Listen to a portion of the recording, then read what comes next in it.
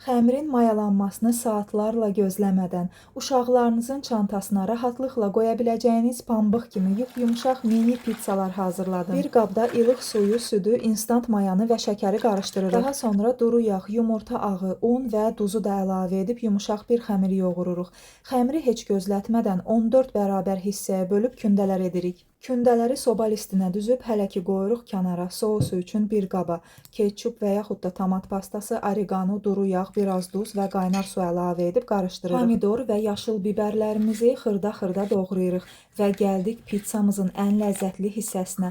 Mən hər zaman keyfiyyətinə və halallığına 100% əmin olduğum müsəlman qidasının məhsullarından istifadə edirəm və bu pizzanı isə möhtəşəm və çox ləzzətli olan Axotniçə kalbasası ilə hazırladım. Kündələrin ortasına stəkanın altı ilə basaraq çuxur açırıq və bir neçə yerdən çəngəl ilə deşləkləyib birinci sousunu çəkirik. Daha sonra tərəvəzləri və qarğıdalını əlavə edirik. Sonda da üzərinə kalbasanı düzürük və kənarlarına yumurta sarısı ilə süd qarışımı çəkib əvvəlcədən 180 dərəcəli isidilmiş sobada üzəri biraz qızarana qədər bişiririk. Sonra üzərinə mozzarella pendiri əlavə edib 5 dəqiqədə bişiririk. Nuş olsun.